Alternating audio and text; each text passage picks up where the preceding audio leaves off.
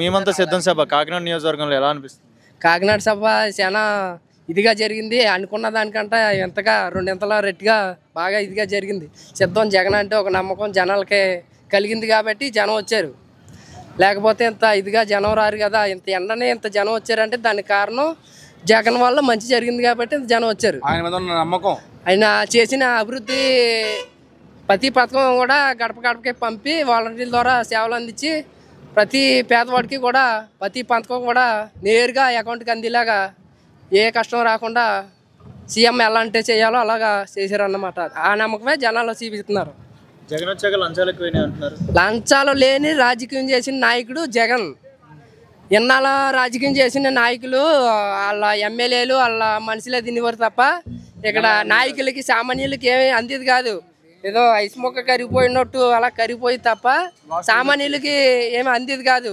ఇప్పుడు జగన్ సీఎం అయిన తర్వాత ప్రతి రూపాయి కూడా కమిషన్ లేకుండా నేరుగా అకౌంట్లోకి రావడం చాలా ఇదిగా చేశారన్నమాట. ఇప్పుడు చూస్తున్నట్లయితే చాలా మంది జగన్ వచ్చాక రాష్ట్ర వ్యాప్తంగా అప్పుల పాలు అవుతుందని పవన్ కళ్యాణ్ చంద్రబాబు నాయుడు అంటున్నారు. అప్పుల పాలు అయిందంటే అంతకుముందు అప్పుల పాలు చేసింది వాళ్ళ కదా. చేసి ఏం చేశారు? అభివృద్ధి జనాలకి ఏం చేశారు? వాళ్ళ ఎమ్మెల్యేలు వాళ్ళు ఎక్కడికక్కడ స్థానాలు సంపాదించుకున్నారు. ఎక్కడికక్కడ కొనేసుకుని ఎమ్మెల్యేల ద్వారా వాళ్ళు సంపాదించుకున్నారు తప్ప సామాన్యులకి ఏం చూపించలేదు. వాళ్ళు యూత్ అంతా పవన్ కళ్యాణ్ వెనకే ఉంది అంటున్నారు. యూత్ అంతా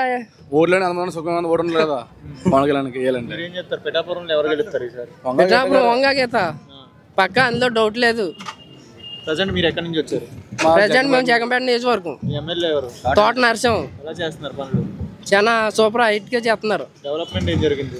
డెవలప్మెంట్ అనేది అంటే మేము చెప్తే మీకు తెలియదు అని అక్కడికి వచ్చి వస్తే తెలుస్తుంది ఏం జరిగింది అన్న. మా మాటలో చెప్తే మేము ఉంది ఆయన మీద అభిమానంతో చెప్తాం అనుకుంటారు.